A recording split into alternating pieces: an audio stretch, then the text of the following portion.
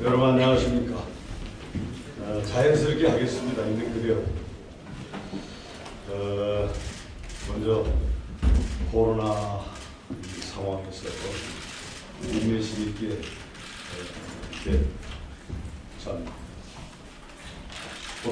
고통스러운 일이 많은 이겨내 주신 대전 시민 여러분께 우리의 말씀 드리겠습니다. 먼저 말씀드리기 전에 정말 감사합니다. 그러면 제가 요즘 잠시 현장 정치에서 떨어져 있는데 그래도 언론이 중심을 잡아줘서 야당이 국민들에게 우리 주장 공정하게 보도해 주셔서 감사드리는데 조금만 더 공정하게 야당의 입장을 대변해 주시고 간절히 무슨 말씀드립니다. 다소 저도 정치 지금 25년 또 공직 45년 하고 있습니다만 조금 때로는 서운할 때가 좀 있어서 공정하게 좀 보도해 주십사는 말씀 먼저 드리겠습니다. 제가 지난 구정 때 불출마 선언과 함께 현장 정치에서 거리를 두겠다 이렇게 말씀을 드린 바 있습니다. 그때 얼마 전까지 한 일주일 전까지도 저는 이번 선거에 물론 당적이야 통합당이지만 참여를 하지 않을 생각으로 있었는데 도저히 제가 가만히 있을 수가 없다.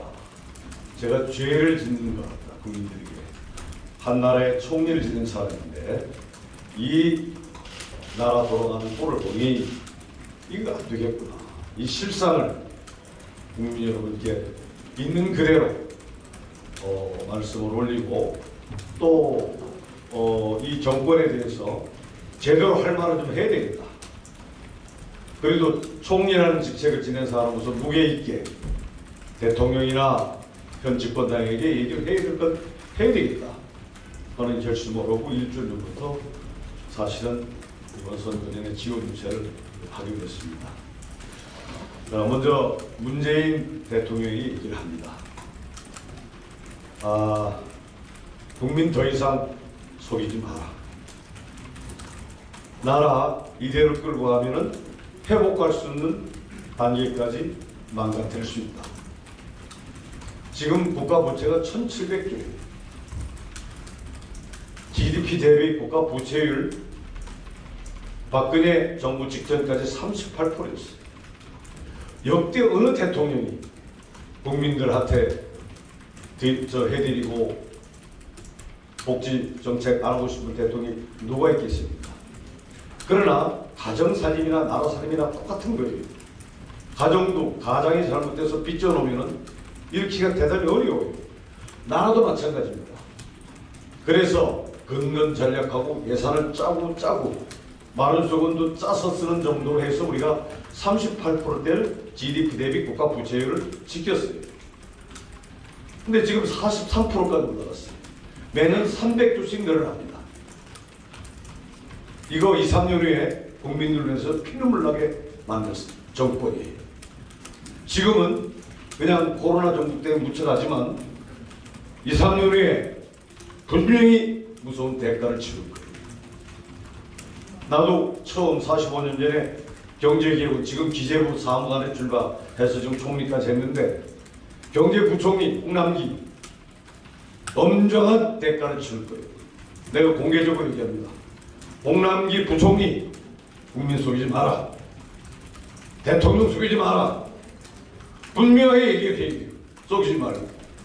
처음에 제대로 보고하다가 대통령이나 집권당한테 질책을 받으니까 거짓말하는 거예요. 국민한테 소상히 정직하게 얘기를 하고 국민적 동의를 받아야 될 거 아니에요. 지금 43%입니다. GDP 대비 국가 부채비. 그래서 대통령과 정책을 지금 맡고 있는 부총리께 제가 공식적으로 공개적으로 엄중히 경고한다. 국민 속이지 마라. 2, 3년에 국민들에서 피눈물 흘리게 하지 마라. 반드시 3년의 대가를 치른다 하는 것을 공개적으로 말씀을 드립니다.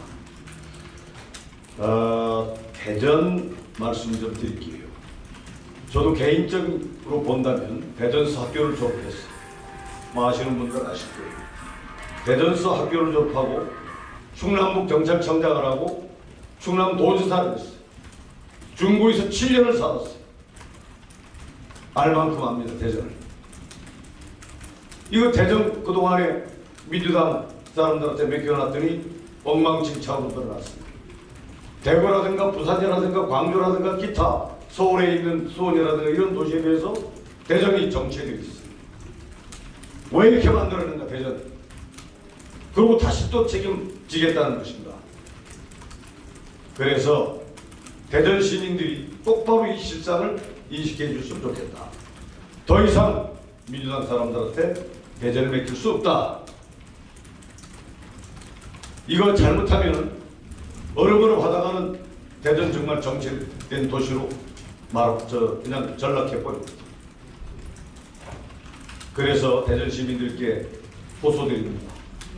현 상태가 그냥 유지되면 대전은 발전할 수 없다. 그래서 이 민주당 정권에게, 민주당 인사들에게 더 이상 대전을 맡길 수 없다. 대전을 발전시킬 수 있고 변화시킬 수 있는 우리 당 후보들 같이 서 있습니다만은 이분들에게 힘을 실어주십사 하는 말씀을 또 호소를 드립니다. 또 한간에서는 무슨 경찰 어쩌고 그러는데 경찰이 왜 정치에 개입해요? 왜 현직 있는 사람이 정치에 결정을 청대요? 나는 이런 경찰 처음 봤어요. 정치 경찰 더 이상 용납 안 된다. 경찰이라는 기관이 왜 정치에 신분을 가지고 얼쩡얼쩡대고 왔다 갔다 하고 경찰을 정치 이용을 해? 경찰은 국가 공적 기관입니다. 공공기관이고 공권력 가진 기관이 어떻게 자꾸 이런 데 개입을 해?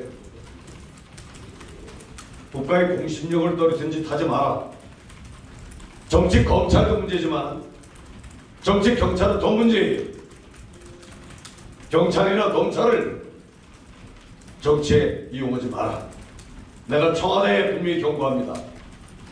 청와대에서는 검찰과 경찰을 정책 끌어들이면 반드시 엄중한 대가를 치를 거예요. 더 이상 검찰과 경찰을 정치권에 끌어들이지 마라. 그리고 현직 경찰들도 현직 검사들도 이 점을 분명히 명심해야겠다. 혹독한 대가를 치를 수 있을 거예요. 그래서 선배 입장에서 또 한나라의 총리를 지는 입장에서 엄중하게 청와대에 경고하고 그러한 공적기관의 근무하는 분들에게 고언의 말씀을 드립니다. 구체적인 얘기는 후보들께서 말씀하시고 한 말씀 첨언 한다면 이 대전시는요 전국에서 모든 분들이 이렇게 집중해서 모여 사는 동네입니다. 이 공동체예요. 경상도에서 오신 분들 계시고 전라도에서 오신 분들도 계시고 또 경기도 오신 분들 다 같이 함께 사는 공동체입니다. 모두 다 대전 시민이에요. 여기서 편 가르지 맙시다. 무슨 영남이니 호남이니 무슨 경기니 그런 편 가르기 좀 맙시다. 모두 대전 시민입니다. 우리는 한 가족이에요. 대전 시민, 대전 시민으로서 긍지를 가지자. 그거 따지지 말고 우리 대전 시민으로서 공동체식 가져야 대전시가 발전이 됩니다. 저는 미국에서 개인적으로 7년 동안 유학도 하고 외교관 생활도 하고 교환교수도 하고 했습니다. 미국 같은 선진사회에서는 절대로 그런 거 안 따져요. LA 시민으로 뭉칩니다. 대전 시민으로 살아갑시다. 그래서 대전 공동체를 발전시킵시다. 그래서 대전이 뭉쳐질 수 있도록 그렇게 호소의 말씀드리고 우리 통합당 후보들에게 힘을 실어줄 것을 간곡하게 제 이름을 걸고 호소를 드리겠습니다. 마치겠습니다. 감사합니다. 네, 질문 있으면 받고요.